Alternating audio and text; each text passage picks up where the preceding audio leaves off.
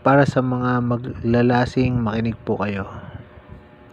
Payo ni Doc Kili Manguro. Reaction video lang po.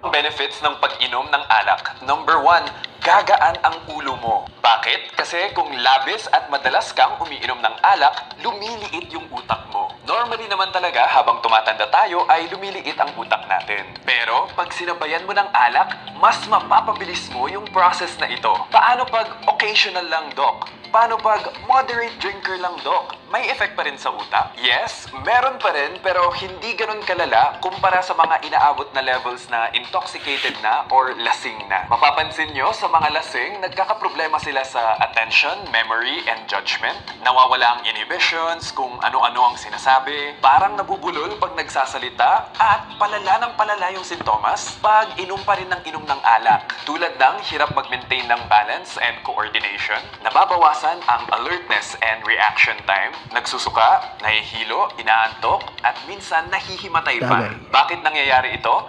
This is because isa sa mga side effects pag sobra ang alak sa katawan ay bumababa ang levels of thiamine sa katawan. Ang thiamine ay ang vitamin B1. Importante ang vitamin na ito para mabigyan ng energy ang utak natin para makapag-isip at makapag-function tayo ng maayos. So, kung kulang tayo ng vitamin B1, magkukulang ng energy ang utak. Hindi tayo makakapag-function ng maayos tulad ng pag-function natin pag walang alak sa katawan natin.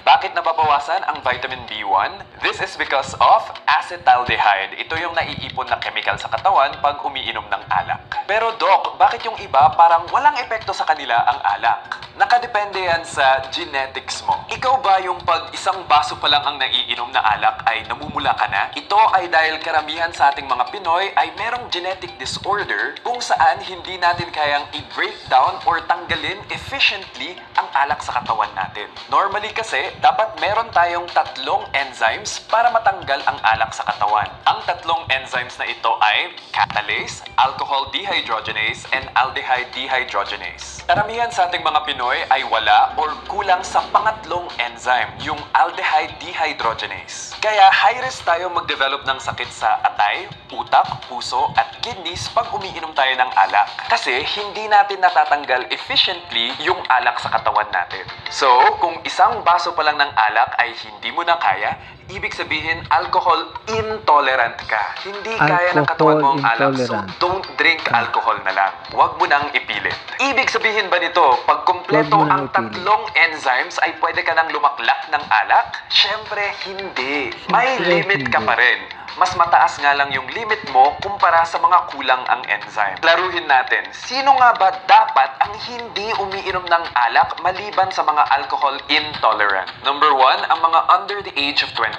Ito ay dahil makaka-apekto ito sa brain development nila at pwede rin sila mag-develop ng alcohol abuse problem if drinking at a younger age. Number 2, pagbuntis. May kondisyon na tinatawag na fetal alcohol syndrome. Ito yung mga bata na nagkakaroon ng learning problems, behavioral problems, at social problems. Dahil na-expose sila sa alak nung pinagbubuntis sila. Number 3, pag ikaw ay may ibang sakit kung saan kailangan mo uminom ng maintenance medications. Dapat hindi ka uminom ng alak dahil mababawasan yung pagka-effective ng gamot at maaaring lumala ang sakit mo. Number 4, pag ikaw ang designated driver. Number 5, pag may history of cancer sa pamilya. The fact na may history of cancer ka sa family means at risk ka na mag-develop ng cancer. Pag sinasabayan mo pa ito ng alak, mas pinapataas mo pa yung risk mo. Paano pag wala ka sa listahan ng mga nabanggit ko? Ibig sabihin ba nito pwede ka na lumaklak ng alak? Of course not. Kung at present, hindi ka umiinom ng alak, keep it that way. Huwag ka na uminom ng alak. Don't be pressured by society. Pero, paano if regular drinker ka talaga? It's going to be difficult to stop. At hindi rin dapat bigla ang tumigil sa pag-inom pag regular alcoholic drinker ka. Kasi may tinatawag na alcohol withdrawal syndrome. Ito yung nanginginig, pinagpapawisan, nagkaka-anxiety, nagsusuka, bumibilis ang pagtibok ng puso pag bigla kang tumigil sa pag-inom ng alak. So, ano ang dapat gawin? Drink within the low risk limit. Kaya siya low risk limit kasi ito yung limit kung saan mababa ang risk sa health mo. So, hindi pa rin siya safe, low risk lang. So may side effects pa rin sa kalusugan mo pero mababa kumpara Tama. sa mga nagbi-binge drinking everyday. So ang low risk limit ay 13 units or less units of alcohol per week. Kung kaya mo less than 10 units, syempre better. At dapat nakaspread out siya sa buong week. Ibig sabihin, pag plano mo uminom ng 10 units per week, wag mo naman inumin yung 10 units sa iisang araw. Dapat 3 units sa Monday, 3 units sa Thursday, at 4 units sa Saturday. This is just an example. Bahala ka nang ischedule yun. Paano ko malalaman kung ilang units ang iniinom ko? Just Google it. For example, ang isang large glass of red wine or 250 ml of red wine is 3 units. Last reminder, kung kasama ka sa 1 listahan ng mga hindi dapat umiinom ng alak, huwag ka nang uminom ng alak. Kung hindi ka talaga umiinom ng alak, keep it up. Don't drink alcohol at all. If you are a regular drinker, set your limits to low-risk limits. Ligtas ang may alam. Hanggang sa susunod, take care.